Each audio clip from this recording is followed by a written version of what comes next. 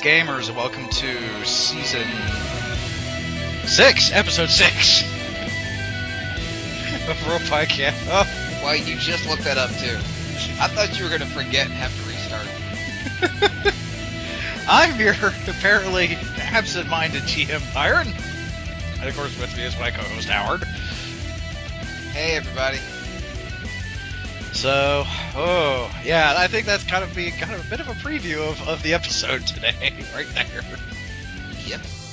Oh, Jeebus. Okay, so, wow, we are here. We are back. Took a week off. I'm still recovering, although I now know what I have. I don't think I did the last time we did this. What do you have? I actually went to a walk-in clinic. I have acute bronchitis. Yay!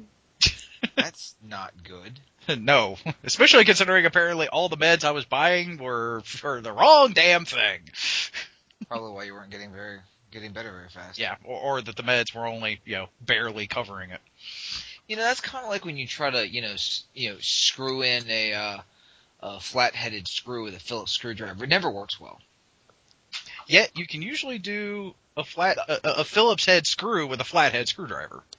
Yes, you can. It's not pretty. It's convoluted, but the other way around, it just doesn't work. Yeah, but I've seen people really give it the old college try. Wow. Oh yeah, I've worked with some special people.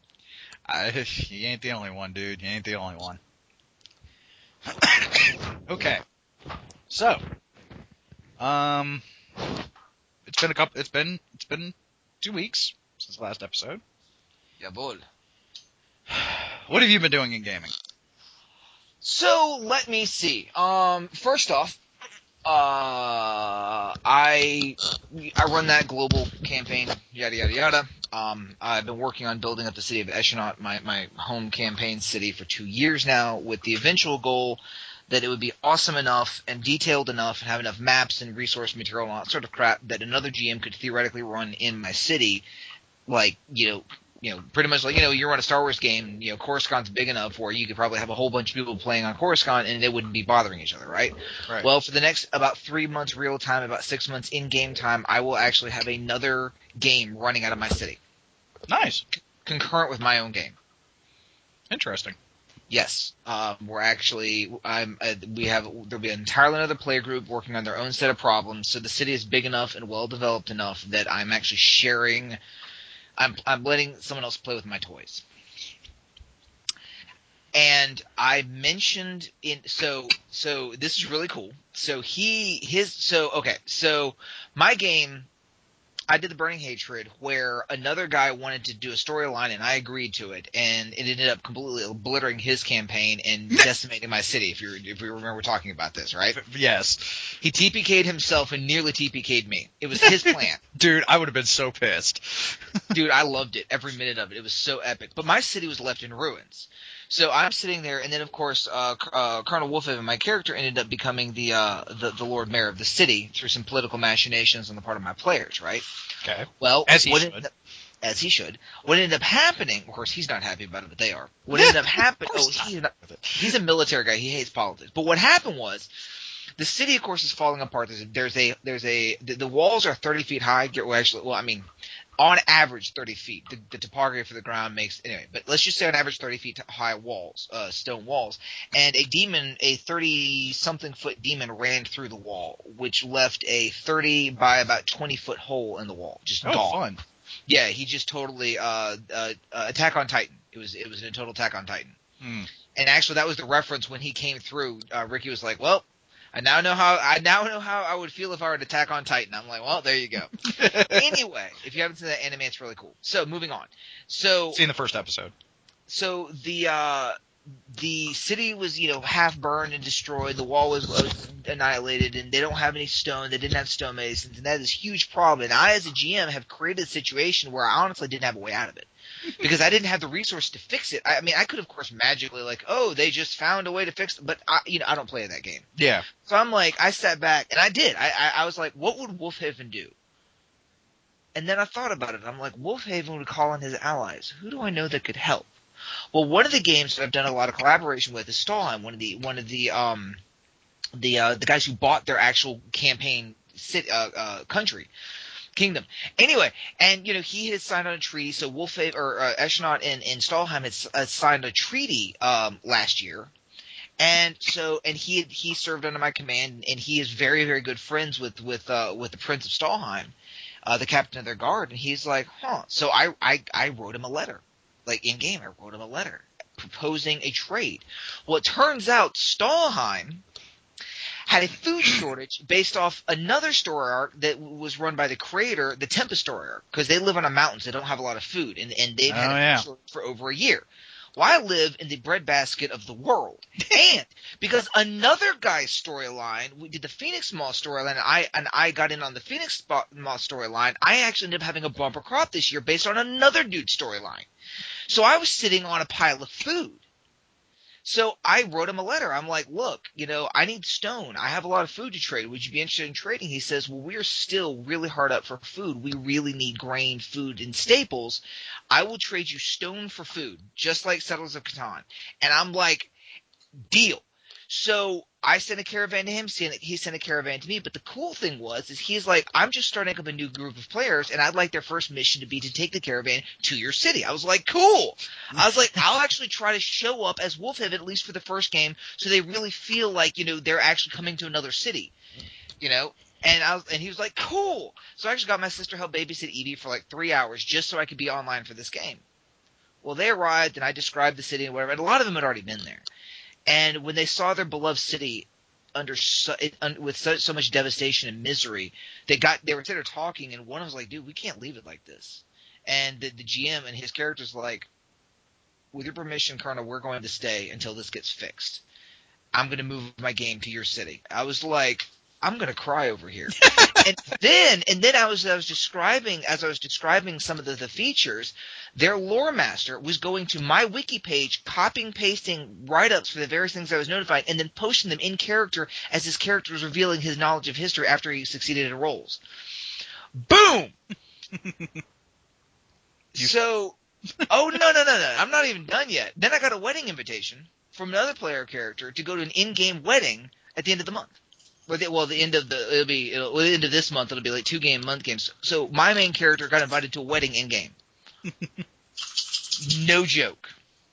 So all that's happening.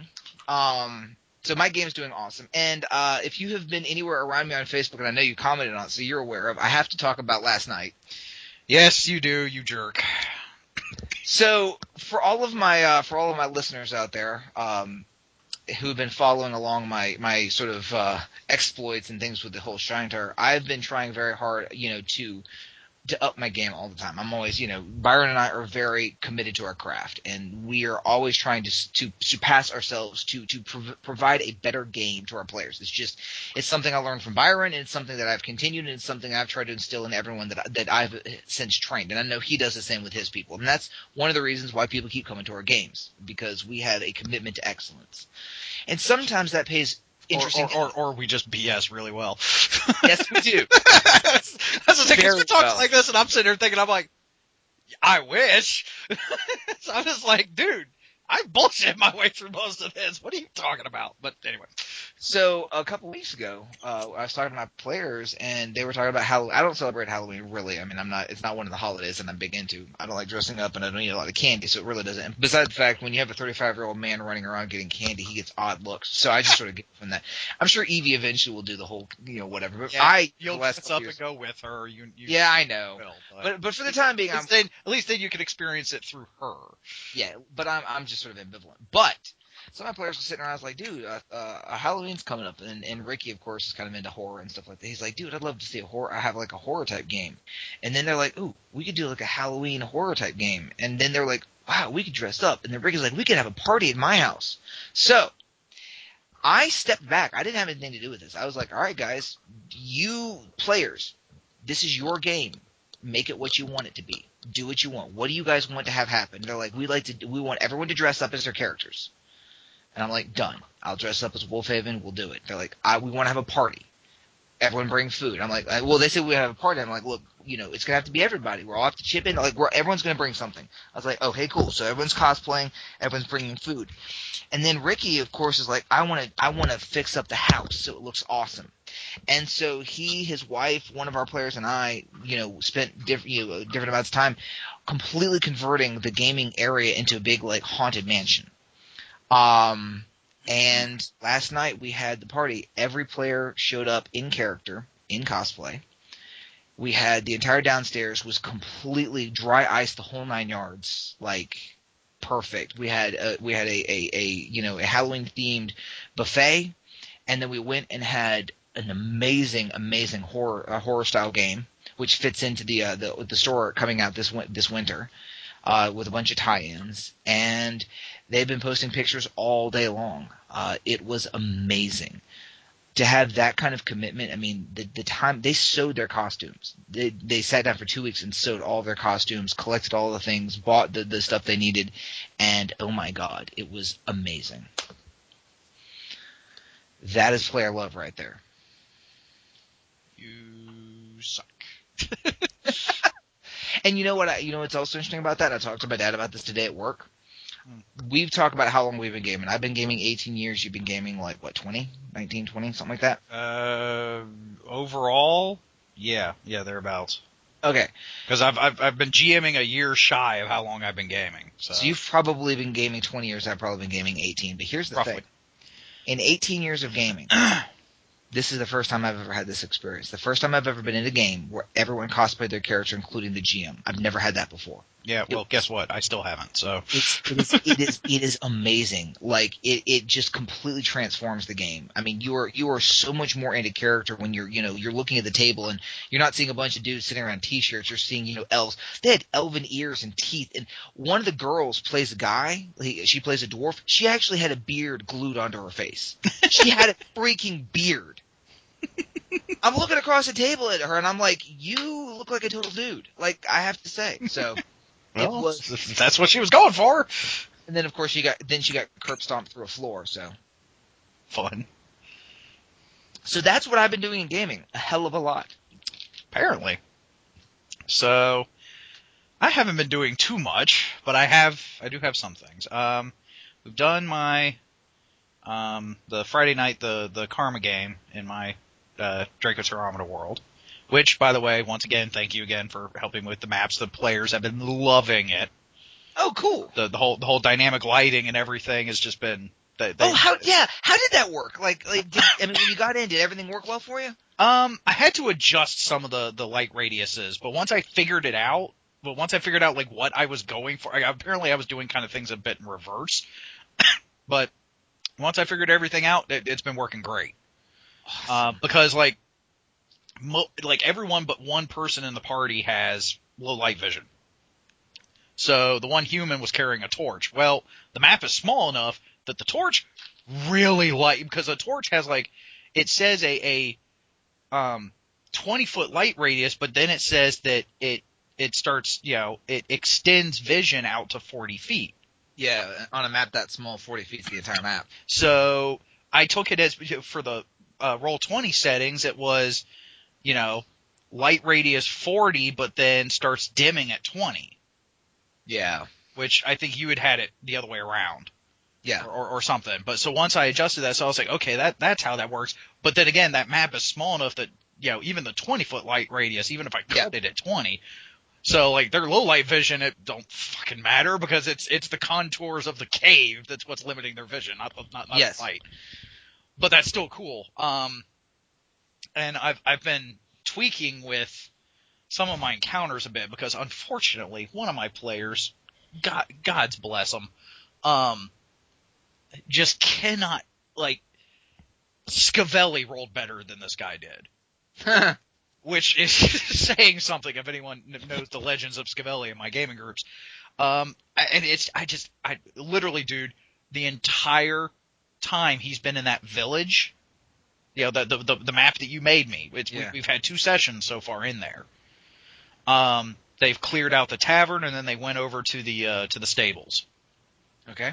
And I moved some of the things that you had put in, and then actually I kind of had a random encounter come in as they were dealing with the stuff I put in the stables. Because I remember you were like, yeah, because of the darkness you can just have shit pop up, and I was like, oh yeah. And I was like, well, this is kind of boring for the people in the back. Let's throw some shit behind them. But like in the 2 sessions, I swear to God, dude, he has not been able to roll anything above an 11 more than like 3 or 4 times. That sucks. Like, it's in particular in combat, but like most of his skill checks too. Just like the dice just hate his ass. Yeah, And I feel it really happens. bad because it really harks on him. Yeah, But well, but some as people got it. well as I said, but unfortunately as a GM, there's nothing I can do about that. I mean, No. I've got just about everything else under control except that, which is kind of the whole purpose of the dice to begin with. But Right. so I even tried to like, do a little kind of take a note from Exalted and kind of have a stunt modifier mechanic. Yeah. Just to, because the more descriptive he got, the more of a bonus I got, and it allowed him to actually hit a few times, but even It's with sad that, sometimes. No, dude, it's sad because you can see them getting, they get frustrated and depressed about it. You get frustrated and depressed about it, but what are you going to do? I mean, the only other thing you do is just start fudging, and then like, why roll dice? yeah. And unfortunately, it doesn't matter apparently it doesn't matter of the system. It doesn't matter of what character he's playing. So, cause like he wanted to make a bit of a change with his character to introduce an archetype, which I was more than happy to do because A, I want him to be happy, but B, like the archetype doesn't even really kick in until 4th level and they're 3rd. So I was just like, nothing's changed, so we can just say you've always had this archetype. I don't fucking care. Yeah. Because he's playing a monk, so he needs to access to his key pool before he can. It's the Kijong archetype for the monk. Basically, they can start using their ki to basically, to do like, freaking Hong Kong kung fu movie, almost wizardry, like DBZ level shit. So hopefully that'll, help him become more useful. But I mean, roleplay wise, he's great. He's got his character down. I mean, that's not. It's just the roles. But that notwithstanding. Everyone's been loving the map. Everyone's been loving the dynamic lighting for Roll20. Pardon me. So, we'll be adding another player as soon as I can get a hold of her. The woman who's been helping Liz with her website design, and is actually going to be doing a website design for us for Ropai. She lives in California, but she apparently has got family out in this neck of the woods, like out in like Baltimore. So she and her daughter, she's got like a little 4-year-old, came out and visited. And since Baltimore's not that far from us, that she took a night and drove up and hung out with Liz, and then we all went out to dinner. And then and she's a gamer, but she hasn't been able to game. Like, she's got no group and hasn't been able to game in a while. And, of course, as soon as I hear that, I'm like, I will fix this. Because I was like, if anyone can fix this, I can. So I talked to and she's most free on Friday nights and the weekends. I was like, well, most of my weekends are pretty tied up because we're finishing up Epic Game. And then Allison's going to be running her game. And then on Sundays, I do a game in person, which is not going to help her being out in California. And then Miri might be running me and a few others in a game, Saturday during the day. So I'm like, well, and then I run the game on Friday, but I was like, well, there's only 3 players in that one. Let me talk to the group. And I asked them, I was like, do you mind if we add another player? It's so-and-so, this is who she is, da-da-da. And everyone was like, yeah, sure. So I was like, I messaged her on Skype, but I think she's like just gotten back to home. So I'm going to try to track her down again to make sure she got the message and introduce her into that. So, and Miri has been not quite liking her character. So she's coming up with she came up with another character idea, and she and I have been hammering out what we're going to do about replacing that and whatnot.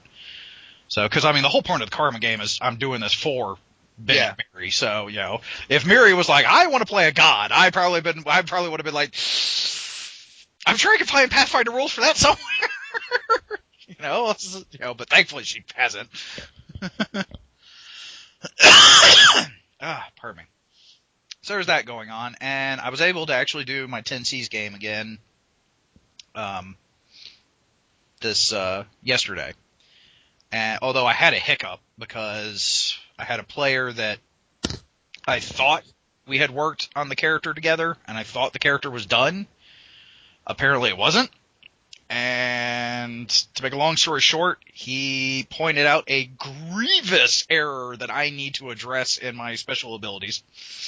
Apparently, I left shapeshifting too open. I need to slap some limitations on there. Something fierce. Might be good. Yeah, no. Novice character turning into greater worms. He was pretty much. Hang on. Gotta love it when they're biological technical difficulties. Yeah. No, he was pretty much kind of, for lack of a better term, he made the Hulk. Nice. he did Bruce Banner, and then made the Bruce Banner was his supposed to be his normal form, and then the Hulk was his alternate. No.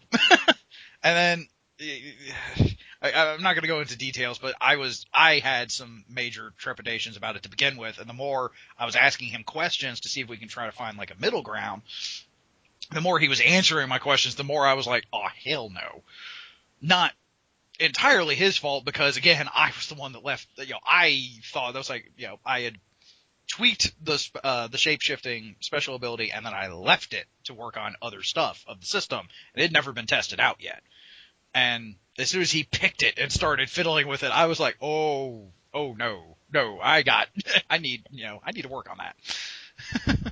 So I shot him. I was just like, okay, dude, what you have now I can't approve, but I restatted it, and I was just like, but what about this?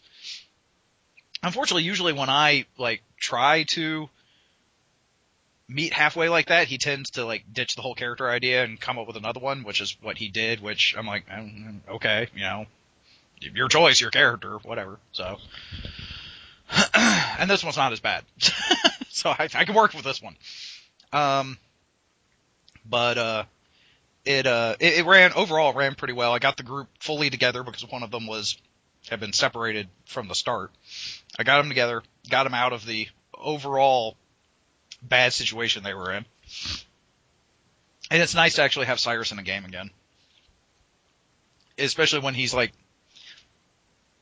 not being as goofy as he usually is, which I'm very happy about. I mean, it's not... For those of you who don't know, Cyrus is the one who really taught me how to GM, at least initially taught me how to GM.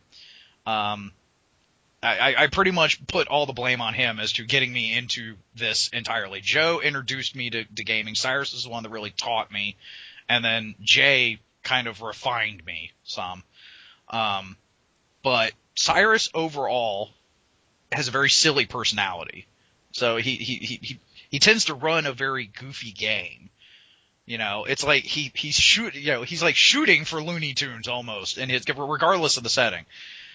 It's not usually like as slapstick crazy, but it tends to be silly. And he can do serious, don't get me wrong. In fact, there was one time he was doing a one-on-one game. He turned not only my character, he turned me into a paranoid freak. Like he would have done you would have been proud. Cause like he had like plans within plans and like shadow machinations going on and stuff to the point where I was like, I'm about to like take my love interest and my ship and just hyperspace out into the middle of nowhere and just, like I had won a planet from some competition. I was like, I'm thinking about just going to my planet, building up this impenetrable fortress and just staying there the rest of my life. And he's like, what? Why? And I'm like, cause you're freaking me the fuck out. Last night, my player characters were approaching an inn to possibly stay, just a roadside inn, and the sergeant referred to. He's like, "All right, you two go first. You're our first wave." And I was like, "Wait a minute, pause." The fact that my player characters have a battle plan for checking into an inn tells you that I'm winning as a GM. Yeah, that was about the level that Cyrus had gotten me today. That's awesome. I was like literally, aside from like my tight, I originally started as an X-Wing pilot. Yeah. And this was the game to where apparently I statted very well with myself. because I, in an X-Wing, there was one fight that he had to where he was like trying to wear down our squadron, and it got it down to just me. And basically, like I was kind of like second in command. Yeah. At the time, and I think I'd put out an order. I was like, look, if you get hit and like system damaged, hyper jump out, unless it's your hyperdrive. As soon as you get hit, hyper jump out. I don't want any casualties on this one. And so he whittled them down to just me. I was rolling well enough in my X-Wing that I could multi-action and take out about 3 TIE interceptors. Interceptors, not the regular ones, the interceptors. I could take out about 2 to 3. I found out that if I did more than about 3, the multi-action penalty got my rolls down enough to where I couldn't guarantee a hit. So I was taking about 3 of these things out a round. He finally had one ram into me that took out my weapons. That's what took me out of the fight. He had to ram a TIE into me and take out my weapons before I was like, okay, all right, I'll jump out now.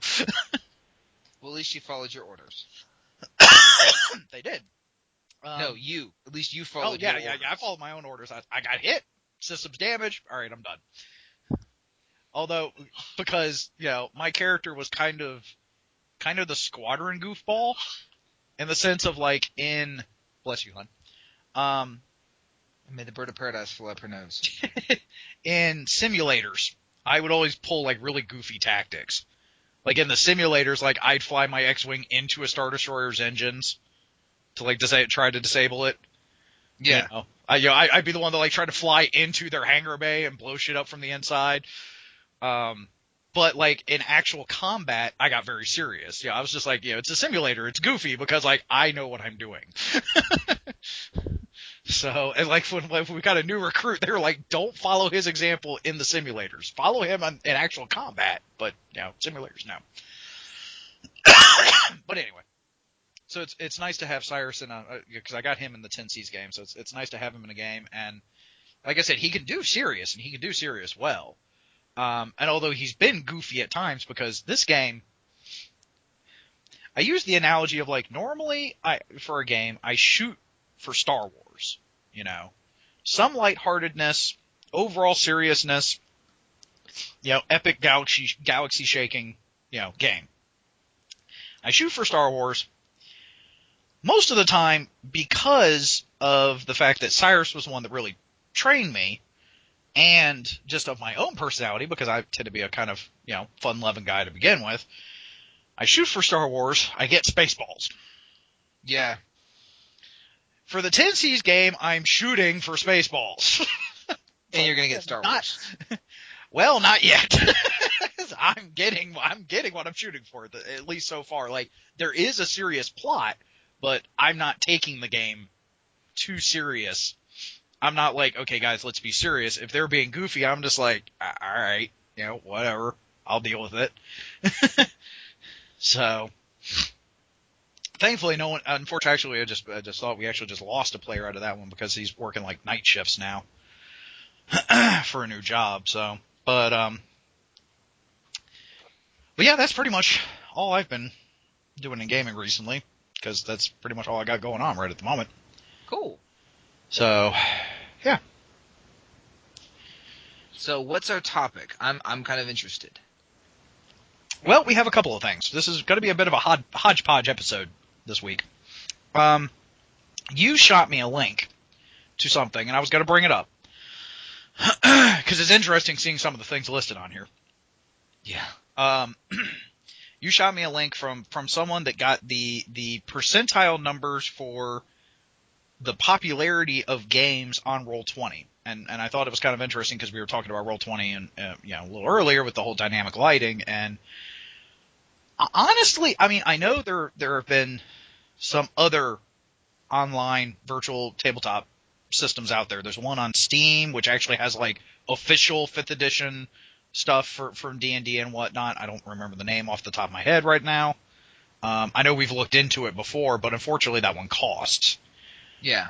Roll20 to use is free, although if you want some of the extra bells and whistles like the dynamic lighting, you have to pay, and it's not a lot. Like, I remember for Christmas, I used some Christmas money to buy myself a year subscription, and I'm so gonna freaking renew it, especially after this this game I've been doing that you helped set up with the dynamic lighting, because that is just freaking awesome. I wanted a kind of horror game-ish feel with this, and I'm getting it. Like, I mean, they even said they're like, we feel like we're in a horror movie, and I'm like, that is exactly what I was going for.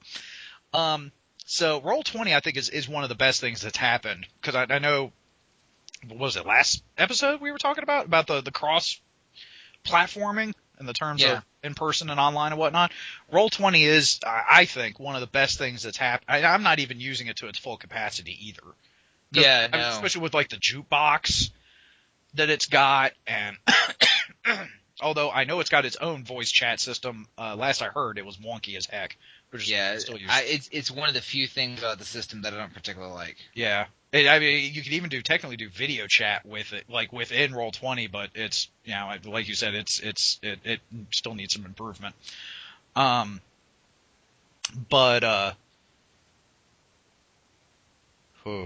fart. Right. I think Roll20 is one of the best things that's happened to gaming, online gaming, especially doing the whole virtual tabletop thing. So, so I found it interesting. You found someone had taken like the percentile numbers that Roll20 does. Apparently, this is open. They do release this. It's not like someone hacked this or anything. But it's the percentage of the number of games, and then the percentage and the number of players and percentage of what games are being played on Roll20. And apparently, D&D 5th edition has won out. They are now the top dog at least for right now. But I thought that was pretty cool. That 5th edition has gained in so much popularity. So yay for Wizards, paying attention. And I still need to look into 5th edition as well. I think JD offered to kind of teach it to me some, so I need to talk to him about that. But it's only been out like officially for I think a little over a year. Yeah. So there's something saying about that too. The fact that it's gained that much popularity that quickly. Now, granted, it's got Wizards of the Coast behind it. It's got a powerhouse behind it, but so did 4th edition. 4th edition didn't do too well. So, so I find it interesting, and looking at the numbers, I mean, according to these numbers, 5th edition, it's got 12,301 games on Roll20 that are 5th edition. That's 30% of anything that's going on Roll20 is 5th edition now, with over 14,292 players. That to me just is, rock on. Now, even though, again, I don't play 5th edition, I haven't. I was excited about it when it was coming out. I was involved in some of the beta test stuff. But, rock on. Pathfinder's, of course, second at 20.35%. And actually, like, the percentage for 5th edition of players, the percentage of players that are playing they're in 5th edition games is like 40%. Which, to me is just kind of like, damn, I mean, that's almost half. That's almost half of the people that are on Roll20 are playing 5th edition. I know. It's staggering. Yeah. So Pathfinder is second at 8,130. The numbers drop. That's another thing. The distance between the second place and the first is a good 4,000 games. So it's just like, damn. Apparently 5th edition's crushing it. I mean, that's something I didn't know. Yeah. Because I don't play it either. So it's 8,135 games, 20.35%, with the number of players is about 900 off. It's Pathfinder's got 13,369 players, so it's about 37%. Rounded up, that's about 38% of players are playing Pathfinder. What really gets me, though, is, first and foremost, just all of the different games that are actually on that they've got listed here. Because, I mean, they give the full percentage. Third place is D&D 3.5. I'm not that surprised. I'm not as surprised about that. What I love the fact is below D&D 3.5 is other games. So like either stuff that is not, I guess, just stuff that they're not set to a particular game, or they don't have, I guess they don't have integrated into Roll20 yet, or, at all. So like if I was doing a D6, an old Star Wars D6 game, it would probably be under the other. So which means most of my games on Roll20 are either Pathfinder or other. Because either I set them for Pathfinder or I don't set them to anything. But so it's D&D 5th edition, Pathfinder, D&D 3.5, other games, then 4th edition.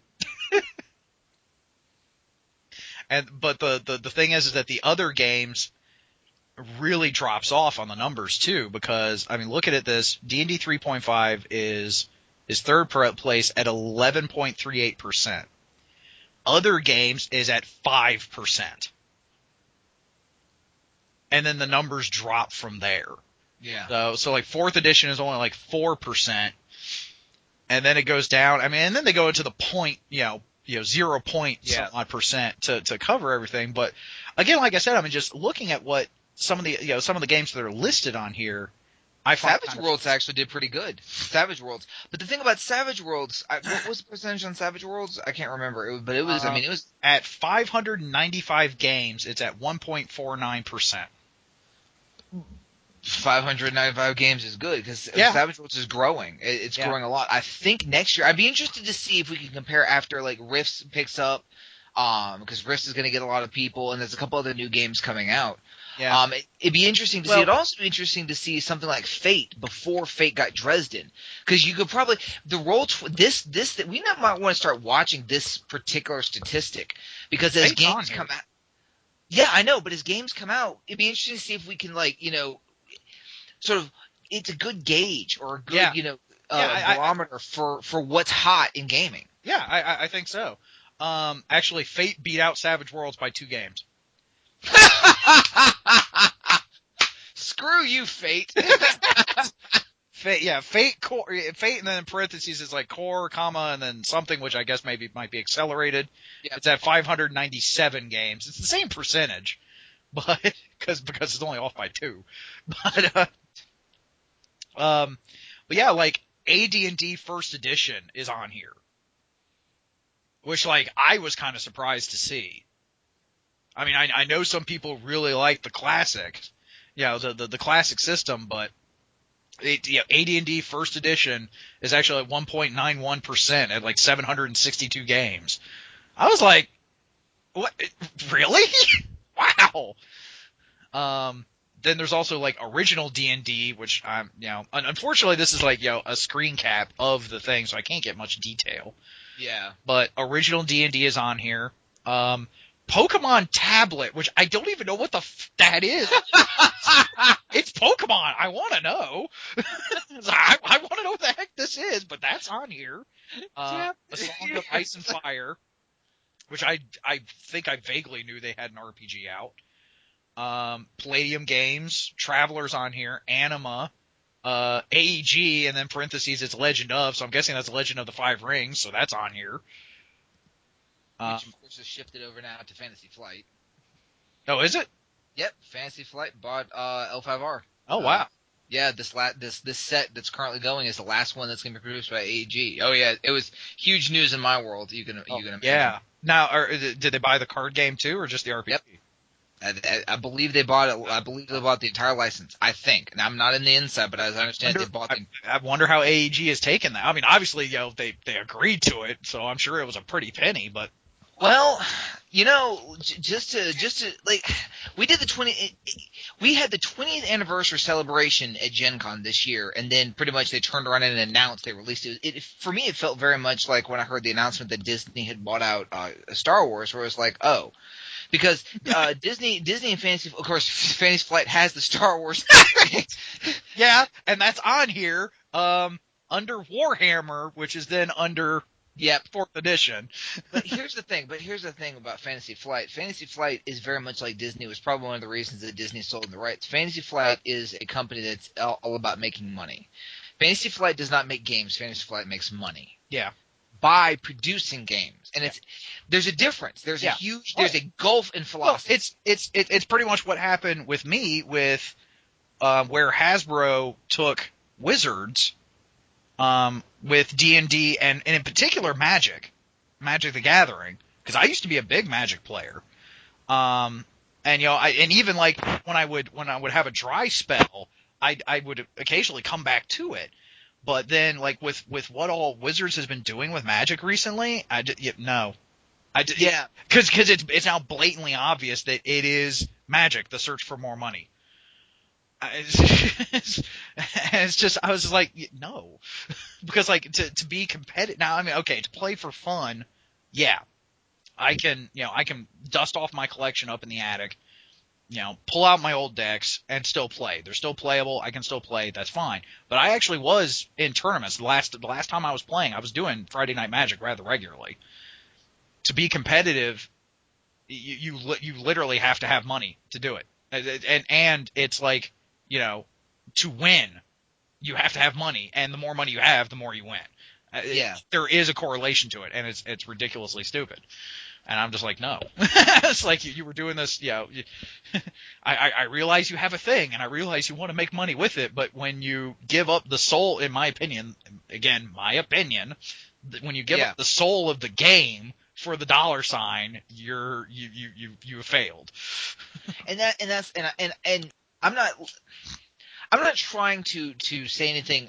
Look, I love Warhammer. It's one of the most interesting, and it is the most successful miniature franchise out there. The role playing franchise is fantastic. It's a lot of fun. They came out with some recent board games, which have pretty much, I think the Warhammer board games have gone a long way to creating the new golden age of board games, just because they took a whole different spin. They were some of the first ones to think of board games as role playing games, and a lot of other ones have done that now.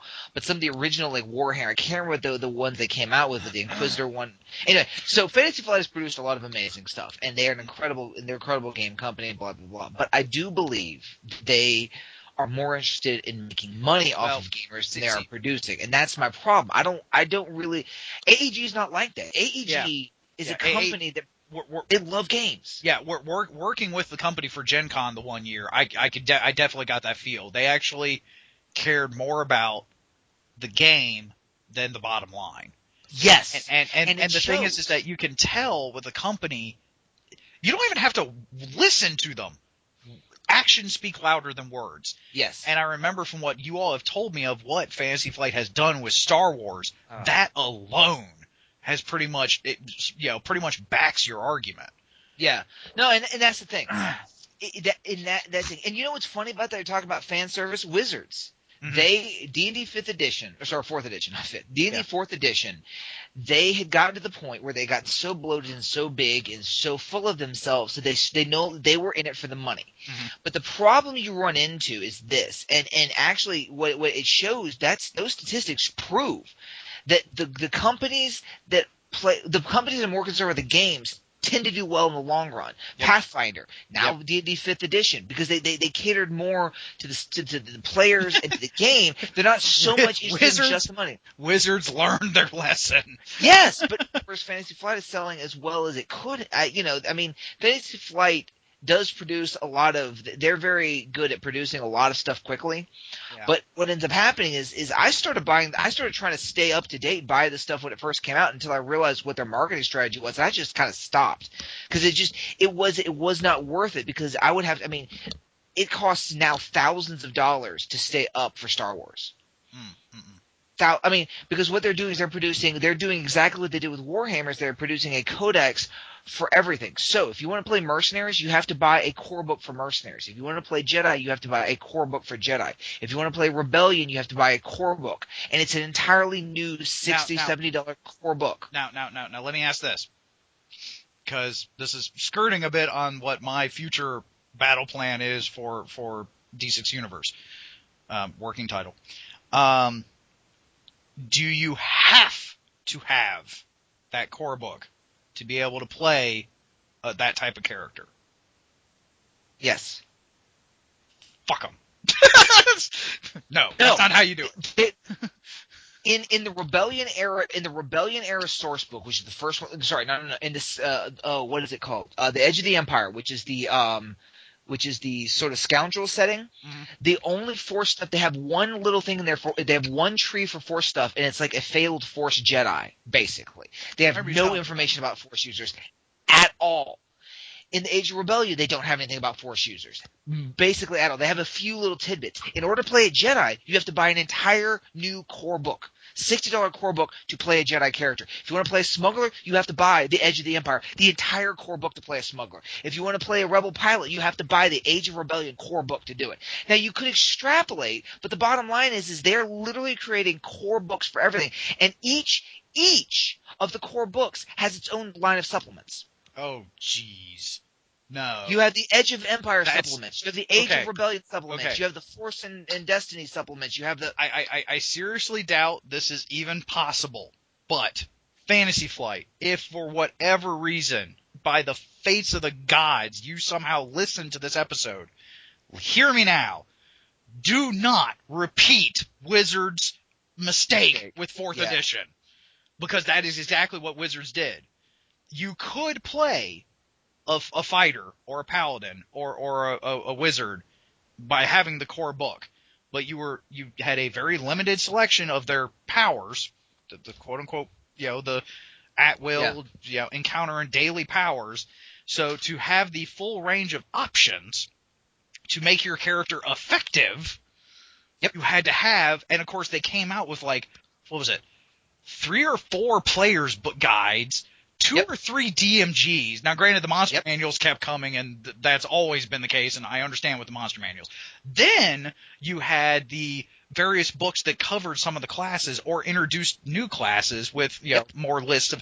And that was one of the things I hated about 4th edition. I was just like, because I mean, okay, granted, with 3rd edition, with 3.5, the core book did, again, allowed you to, gave you a sampling of everything. But, though they came out with some supplement stuff here and there, it wasn't nearly as heavy or as much, and they actually were then focusing on supplement stuff for the settings.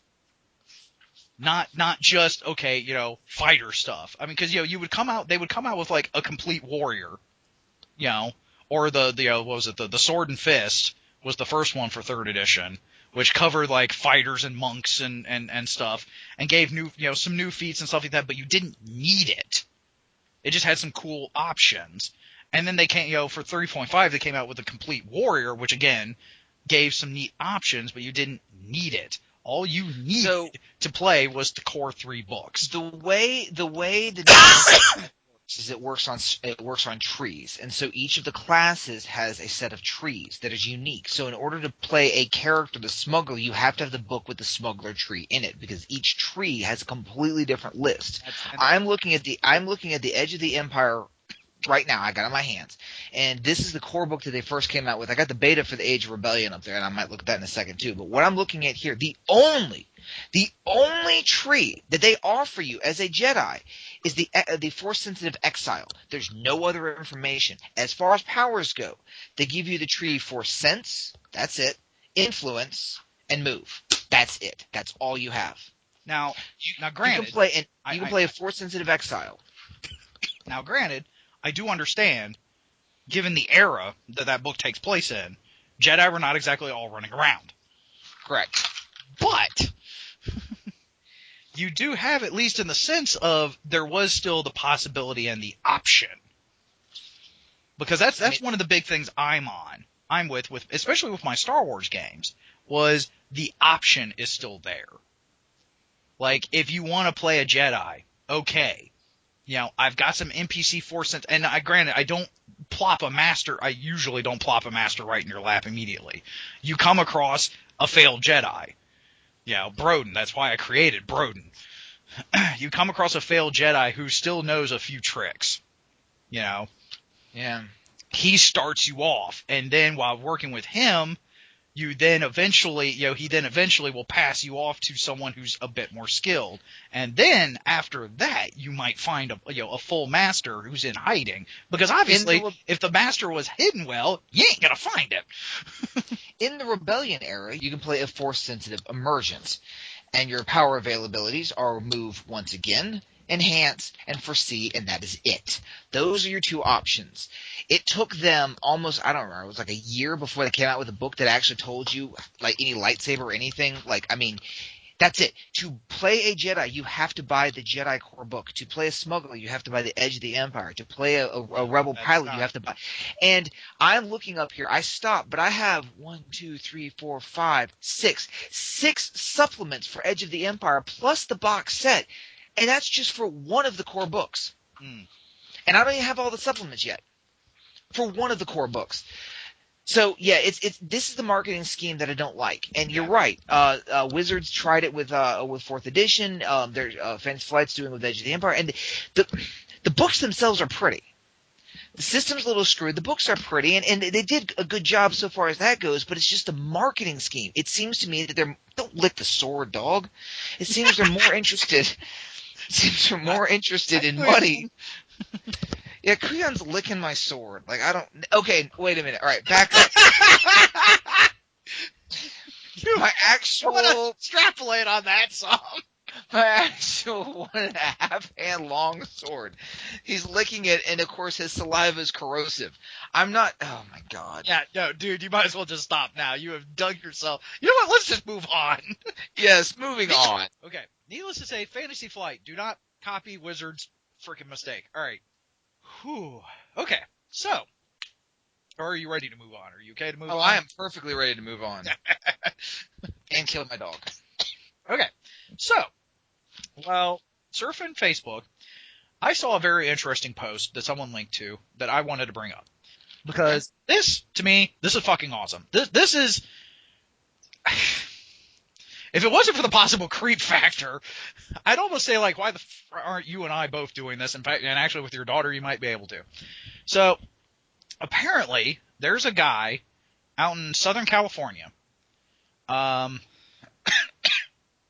I'll just read you the little snippet. In addition to being a writer and designer, Gary Astleford is also a Girl Scout troop leader in Southern California. He's currently in the process of organizing a badge workshop for tabletop RPGs, where scouts learn the basics of D&D 5th edition, create a character, and of course participate in an adventure. And then it links to his website, which is dungeonscouts.com. That's a great name. And the banner for his site is your troop game for an adventure. That's very cool. I could do something like that. Yeah. You know, I've actually thought about going to doing a volunteer Boys and Girls Club and having club activity. I've always thought that'd be kind of a community center type thing. Now that I think about it, there's a YMCA just down the road from me, and actually we're looking into moving apartments, and if we get the place where we really like that we saw at the end of last week, it's even closer. Well, there you go. So, yeah, his banner's like, in tabletop role-playing games, adventure is only a few dice rolls away. Are your Girl Scouts ready to explore the kingdom of Illustra? So I'm definitely going to link his site to this. But I think that is just, why haven't we thought of something like this before? Like, I used to be in the Boy Scouts. Well, I was mainly in the Cub Scouts. I was in the Boy Scouts for like a year or so. But Weeblo! Yes, I was a Weeblo. Yes, I blow, you blow, we blow. Well, I wasn't going there, but... Hey, my dog's over here licking my sword, okay? I think we're going to have to rate this advisory on this episode. I know! I was like, we're going to have to totally up the rating on this one. Like I said, if it wasn't for the creep factor with the Girl Scouts... I know. Could you see the two of us walk into a Girl Scout troop and we'd like to play with the little girls? And be like... I just killed you, didn't I? Actually, I was remembering. I was with my dad one night. It was my night to spend with him, and he actually was giving a presentation / speech to a Girl Scout troop one time, and I remember playing in the church's gym for a little bit. Shot some hoops, and then I went to go listen, and he was telling a story about one time he was dating this one girl, and some guy with a car beat him out with him and his horse and buggy. just like, Dad. I'm like, well, yeah, maybe that was, yeah, okay, that was a good story, but I'm now just transposing myself on there talking about gaming instead of horses, and I'm just like, really? So. That's hilarious. Oh, so yeah, but I thought that was another interesting little. Actually, hang on just a quick second. Sorry about that. No worries. So I thought that was an interesting thing. You know what? I'm gonna link you to the site as well. And DungeonScouts.com. And it actually goes over like the front page, the benefits of TRPGs. And which we have talked about, and there's plenty of evidence, and there's actually now research promoting it. This is very kind of cool. The badges, troop workshops. I'll never forget. I've said it before, and I'll say it again. It's probably going to be one of the stories that I tell all the time. When that teacher took me into her classroom to show me the module from Scholastic. She's like, on Monday you get to choose whether you're going to be Confederate or for Union. On Tuesday you get to choose your equipment. On Wednesday you get to blah blah. And then by Friday, after all the choices are done, you do that. We do this. It wasn't a dice roll, but it was some sort of system where we determine whether you survive the battle or not. And I'm like, so y'all play a role playing game? No. This isn't role playing. This is Scholastic. And I'm like, it's a role playing game. I'm like, it's a role playing game for kids, produced by Scholastic. And I'll never forget. Like she's like, no, this is not role playing. This is education. I'm just like facepalm. Well, yeah, because the things he points up, they're social, foster imagination and creativity, promote problem-solving skills, develop teamwork, encouraging reading and literacy. I don't even think we mentioned that one in ours. Yeah. And are fun. So it's like, yeah. Why, dude? We fail. Liberal's religion. Truth, charity, life, courage, duty, dignity, deference, moderation, progress, kinship. Each of the pantheon teaches the kids, one of the core virtues. Yeah, we need to contact this dude and be like, yes, we approve. Yes. No, seriously, contact him and he can't let the kids listen to it, obviously. Yeah, we're a bit yeah, contact and be like, probably our show is probably a little more mature than for your troop. We wouldn't gear it for the kids. We gear it for other people to then follow his example with their troops. I agree, and they're adult enough to listen to us. I think. Seriously, I'm saying after this is over, we probably need to contact him and tell him that identify ourselves and tell him that we really support what he's doing, and he's got a contacts page. He's got I'm looking at it right now, and that way you can say, look, we spread your message to our 3 or 4 listeners. 5 or 6. We are expanding. We have doubled our numbers. We've always been at 5 or 6. What are you talking about? We were up to 15 a couple of seasons ago. Oh, well, we'll get it back. Yeah, eventually.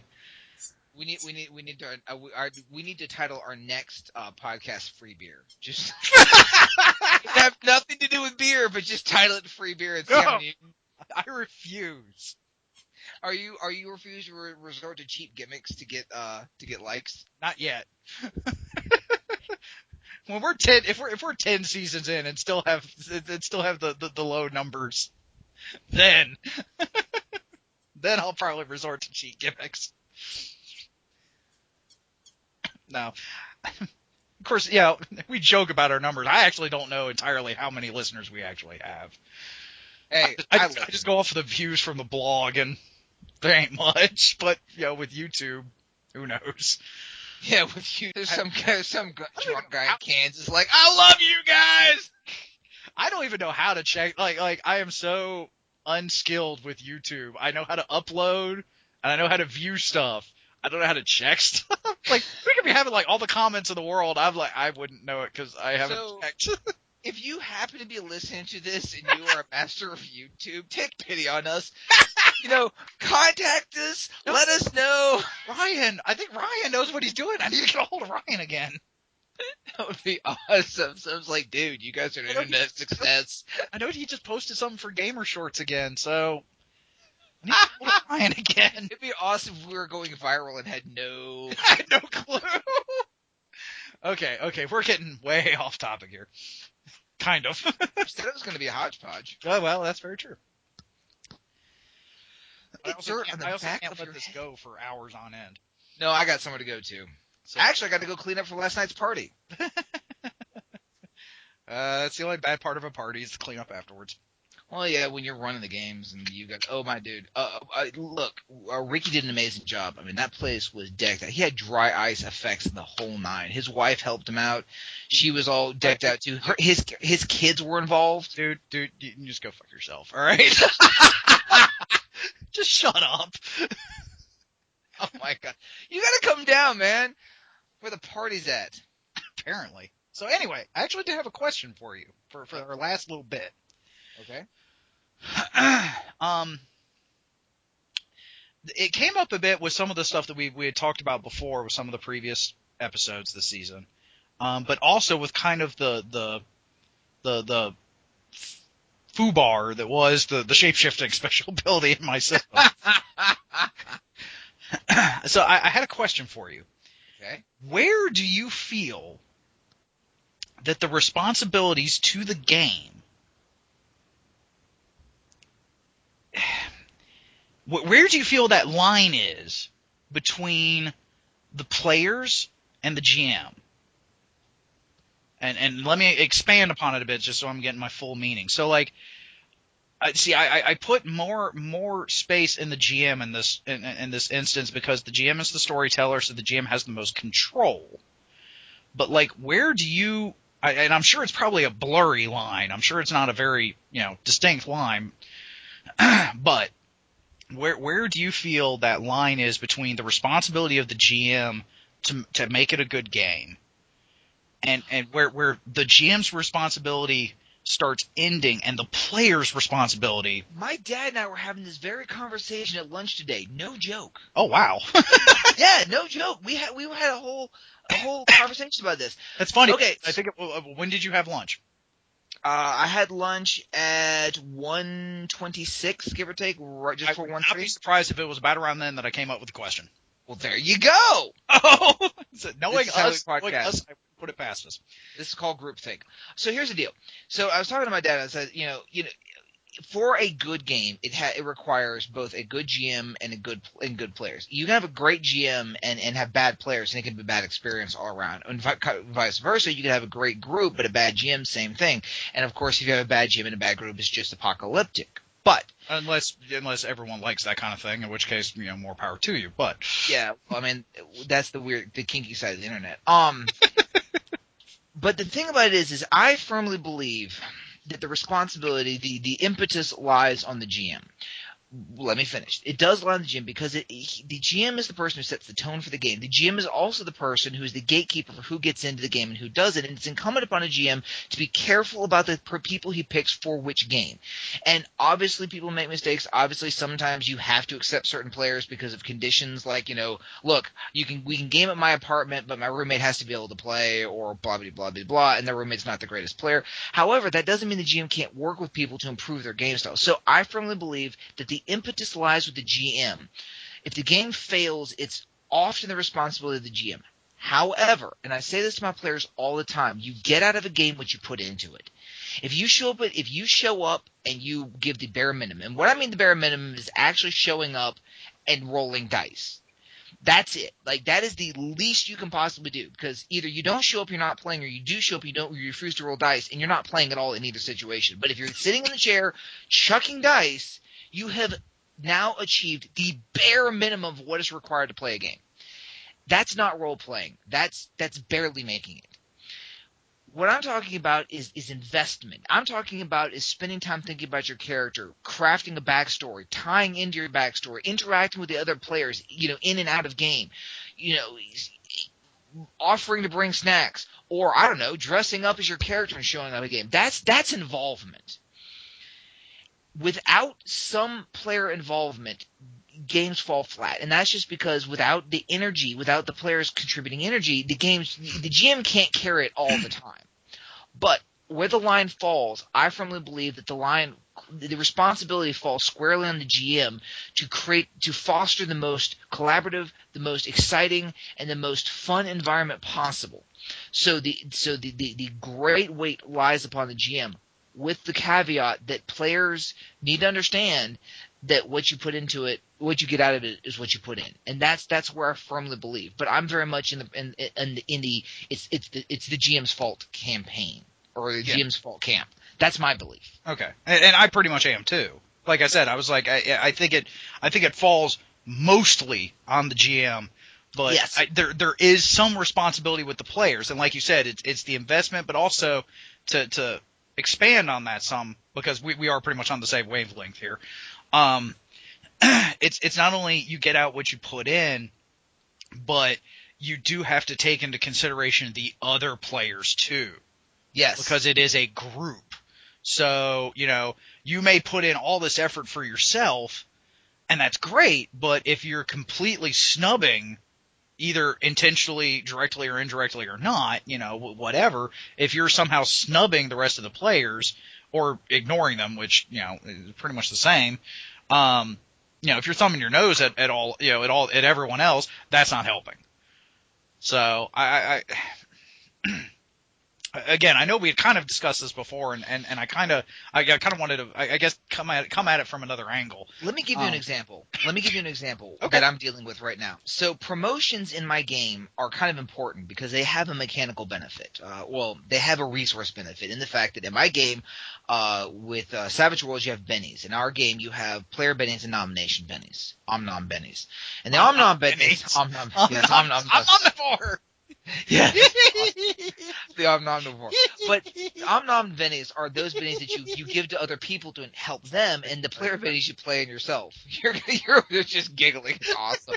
Well, you broke me in the Epic game with the omnivore to begin with. What were you expecting? One of the best moments of that game. Anyway, but the thing about it is in my game, I believe that rank should come, because we're playing a military group. I believe that rank should come with something. And so what I settled on is like, all right, for rank, you're invested in your troops. So the higher rank you have, the more nomination bennies you have to distribute. So that so the higher ranking people are better able to help the troops under them. I thought it mathematically appropriate, and all I'm doing is giving them, extra bennies. So it really is not. It's not a huge cost, or it's not a power balance in the game. They're not getting extra experience. But they are getting a chance to help each other. And it also is reinvestment. I give them extra bennies so they can invest in their troops. It's a great thing. But the problem I've run into is that because most power gamers don't unless they get something out of it, they don't give a crap. Mm-hmm. So if you're not giving them a cool thing, they could not care less. But as soon as somebody's getting something shiny for it, they want it, by God, and they want it now. So what ended up happening is as soon as rank came with extra bennies, keeping in mind they're not even bennies you can spend on yourself, they're bennies you spend on other people, but it's still something. It's status. Yep. So I've had issues in some of my games where people, rank has become kind of a thing. And so what there's all kinds of, and I've published it in the official documentation. I've reiterated this, and I've tried to talk with all the various players that actually when new people come in, as soon as they start looking at getting rank, I've spoken with every player character, every player in my game about rank privately. I've taken them aside. They don't actually know this, like listen to this podcast, but I actually talked to all of them about it because this is important to me. And the thing that I try to explain is this is not a system of seniority. You don't just show up to game and suddenly get rank. You actually have to earn it in game. You get other things for showing up in game, like experience and other things, but rank in game. And the reason is because if this guy has rank, he has a direct impact on everyone else's experience. Yep. And how much fun they're having. And putting Power Gamer in a position of authority is not necessarily a good idea, because when it's all about them, they have a tendency just to run roughshod over people. And as soon as they have in-game rank, they feel a complete license to just be a dick. Yep. So what ends up happening is I'm like, look, I'm not going to give you in rank and give you power over these other people unless I'm sure you can use that power responsibly and with compassion. Just as the military would. Right. But what ends up happening is you end up getting some people who believe they're owed. They believe entitled. They're entitled to positions of power or authority because, hey, I've been here longer than these other people, or hey, I have a more powerful character because I've been here longer, so I've been able to do more in the game because I have higher stats. But because in game I was able to do more because I have higher stats, I should be able to be in command. Which that's not the way command works. Command is given to the people. And ability to kick ass and ability to lead are entirely different. Because there are some fight for crap, and there's some great warriors who can't lead for crap, and they're entirely different skill tracks. And so I've run into an issue where I have had to promote certain people over other people within the game, rank in the game. And those people took offense. Yeah, the people who got passed over are like, look, I've been in the game longer. I should have gotten promoted first. And I'm like, it's not based on seniority. It's based on in-game how you play your character. You're playing a character who doesn't seem to want rank. Well, I know that, but I still should get it because I've been here longer. Nope. Doesn't work that way. But what I'm saying is I'm a GM, right? Whose responsibility does it fall on? If I promote that guy or that girl, and they in turn become a dick and lord it over everyone else, then everyone else suffers. So the responsibility falls squarely on me. And yes, this one person may not be having quite as much fun, but it's better for one sacrifice one to save the many. That's the way I do it, and I try to minimize harm. And so, and whenever I see, not only that, sorry to interrupt. No, go ahead. See, I don't think even with that example that it falls squarely on your shoulders. Well, because it is that player's responsibility to play the game in such a way that it is helping everyone else, and then therefore, can lead to that benefit. So, if they're not playing their character in a way, now granted, I mean, you are still the judge about it, but it's still, their choice as to how they're playing the character.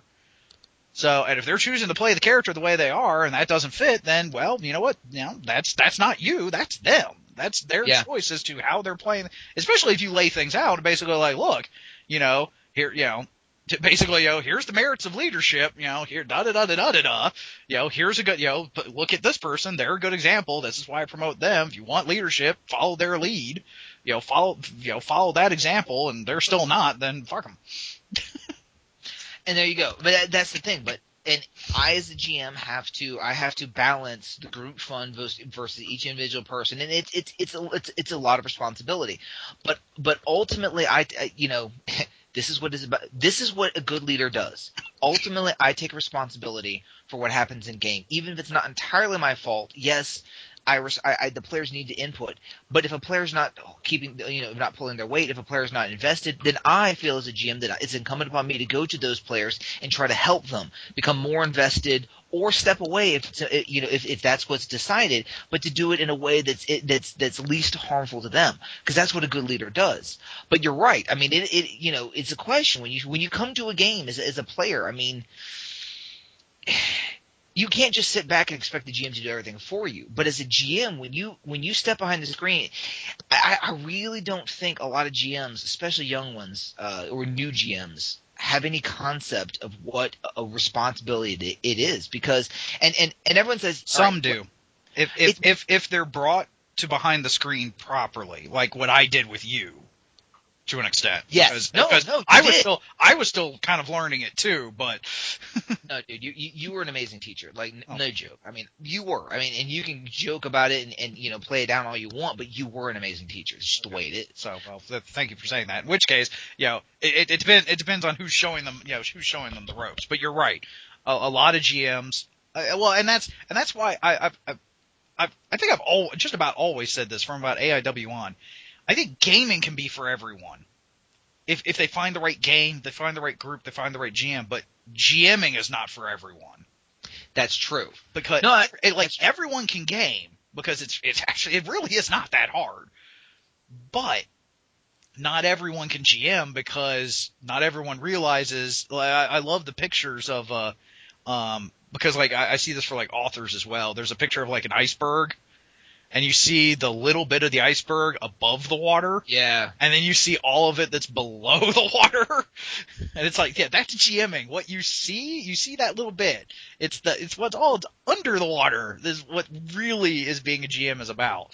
And not everyone, some people who get behind the screen, they don't, they don't realize just how much work it actually is to it. Some of them fall and fail, and others, others step up and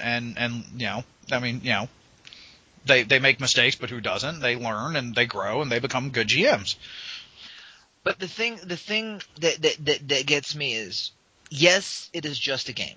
I understand that. That's the caveat here, but let me finish. It's just a game. However, these people are dedicating, are giving you, 4-6 hours of their life, a week, bi-weekly, whatever it is. They're spending 4 to 6 hours. That's just what you're seeing.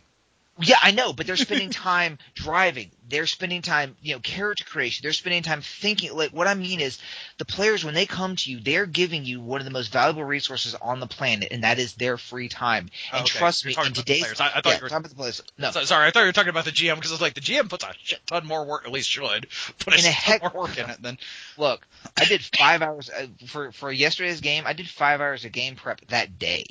That's not including what I'd done previously. I did over 8 hours of game prep at 5 on that day. But anyway, they're giving you one of the most precious resources they have, and that's their free time. And in a hectic world where you've got families and jobs and school and kids and relationships and taxes and just normal life stuff, bathing, eating, sleeping, all that crap, for them to carve out a 4-hour block of their time and to give that to you, and to dedicate that time to listening to something that you have to say, that is an awesome responsibility.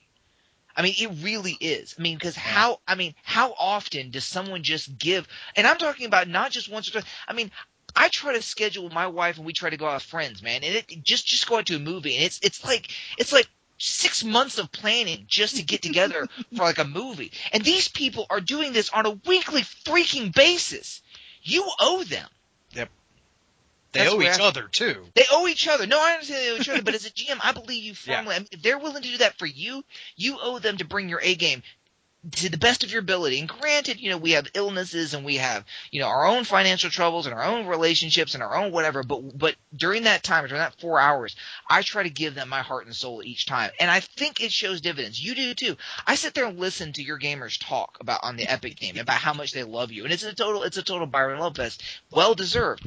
And then I look at this picture with my friends on here, all dressed out for my game, and keeping in mind that at least half that group had never gamed before they had sat down at my table. That's why we do it, but it is an awesome responsibility, and I believe firmly that it is the responsibility of the GM to foster an environment that creates this kind of passion. And then it's up to the players. You're bringing a tear to my eye, man. Making me feel a bit like a schmuck too, but no. Well, no. And I'll explain this, and we'll wrap up with this. You're making me feel a bit like a schmuck because I'm looking back at situations that I've dealt with before, and some of the things you've said, I started looking back a bit, and I was like, wow, I was a schmuck, because it's like, as good of a GM as I am, there were some times where now granted, hindsight being 20/20, but yep. it's gonna hopefully drive me to be a better GM, for the future, because I have to learn from my mistakes. Which apparently I haven't been to an extent. I'm looking back at situations. I was like, wow, if I had actually put a little more time, a little more effort focusing on that player, knowing that they were a problem, and sometimes there's nothing you can do. Yes. I mean, sometimes it is beyond your control. But I'm looking back and thinking, I was like, wow, if I had actually not brushed them off so much, they're just a trouble player. If I'd actually maybe, tried to sit them down and talk to them a bit more and be like, look, I've been noticing this. Is this something we can work on? Because, unfortunately, it does kind of sound like I'm calling someone out. It's like, look, you're being stupid. No, it's not. But, it is not. And you're not calling them out. I actually created those trays, the dice roll trays we talked about, and I presented it to my entire group, and they've embraced it because. And I told them the way I explained it to them is this: I'm not just here to run the game. I'm also here to help you become better gamers and better people, but better gamers. And you're here to help me become a better GM. And I'm going to give you, if you're willing to work with me, I'm willing to work with you, and you are going to up my game, and I'm going to up your game, and we're all going to have a better experience because of it. If you talk to them like that about it's self-improvement, but you're helping each other, if you get their buy-in, then no, you're not calling them out. You're like, look, I've been seeing you having some trouble here, with this thing. Can I help you? Is there something that I can do to help you? Also, you're not showing as much interest. I know you've got a lot going on at home. Is there anything I can do, to help you? Do you need to talk to somebody? Because I'm here to listen, or whatever it happens to be. But it's not calling them out. It is you helping them if help you do it, if you do it properly, it's not calling yes. them out. And if you do it right, instead of going, look, fool, help me help you. So, all right. So yeah, we've been all over the place this episode. I want to say one more thing, and then we'll wrap. All right. And I've said it before, and I'll say it again. My reasoning for first befriending you were a little specious at the time, I grant you, because I was kind of a cold-hearted, a-hole back then. You could be. I was. I was a mercenary dick, but yeah, pretty much. You were still around, but I will never forget. You. You're like, hey, have you ever, do you like Star Wars? Yeah, I love Star Wars. Would you like to try role playing? I'm like, I've kind of heard of that, whatever. And I would just sitting in that room, that white walls room with those guys that I'd never met before, and you're like, this is Howard, and Markendorf's there, and Thacker's there, and nope, not Thacker. Well, Thacker came later, but I'm talking about, let's say the first time I spoke to him, and Umstead, Dorf and Umstead, Markendorf, Umstead, and you. And me. But then second session I'd run at RMA. We eventually brought in Thacker. We eventually brought in Berger. The whole crew. But I'll never forget. You brought me in, and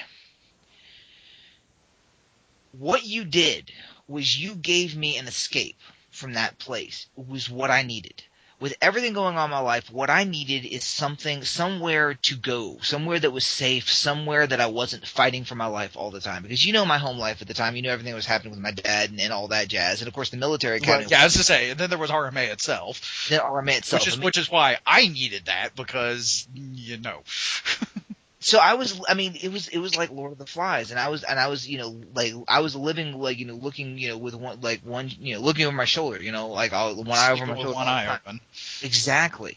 But what you did is you provided me this escape, and you provided me a safe place to be, a safe place for me to be, for 30 minutes out of the day, which was exactly what I needed. I needed a safe haven. So when you think about it that way, you did see someone who needed something, and you helped provide it. And by doing that, you made my life better back then in the short term. Then look what dividends it's paid now. Oh, yeah. And if you're putting it that way, you're right. I've actually done that quite a few times. I just talked to Matt or Puff. Because, literally how I met Puff was she was just, she was just coming to AIW, and we were doing the whole kind of orientation thing, and of course the fact that I had the RPG club, the clubs were being represented, so I was there, and she just kind of walked by, and I was like, you! She was like, what? I was just like, have you ever role played? She's like, no. I'm like, get your ass over here. And there you go. And look what I've done. And Matt was kind of the same way, although he had already role played, but the way I met Matt was he was just kind of, hanging around the gaming store. I was like, I was like, what are you doing here? He's like, well, I was here for a game, but they're not here. I'm like, do you like Star Wars? He's like, yeah. I was just like, come join our game. So imagine how many lives you've touched over the years. How many people you've helped, how many lives you've touched. This is what gaming can do with a good GM. But what I was meaning specifically is within those lives that I've touched, I have noticed that there were some people that I feel, again, like I said, hindsight being 20/20, but there were some people that I felt I may have brushed them off a little too easily. I may have just been like, you know what, they're annoying me, they're a problem player, and I might have been a little passive aggressive with them because I don't usually like direct confrontation, although that's going into an entirely different thing. But so I'm sitting there thinking, I'm like, if I just maybe put a little more effort into it. Because I mean, there were some people I tried to make him a better there was actually a guy who was in the Star Wars group, not Aaron, not the main trouble guy, because I did kind of try with him, but he pretty much made himself well known from the off. But there was another player in that game that I tried everything I could to strengthen his skills in it, and just there was nothing I could do. So, but there are some other players that I was like, maybe if I had tried a little harder, you know. So you've definitely hit some deep chords here, man. I'm gonna have to. I actually do want to talk to you real quick afterwards. I know you said you got somewhere to go, but so let's go ahead and wrap this up. So if you have any questions, comments, concerns, what the fuck, suggestions, anything along those lines, you can email us, tweet us, comment on the blog, or YouTube, and I'll start checking them. We'll try. I'm trying to figure out how the hell that works. I almost feel bad admitting that, but at least I'm honest about it. Communication.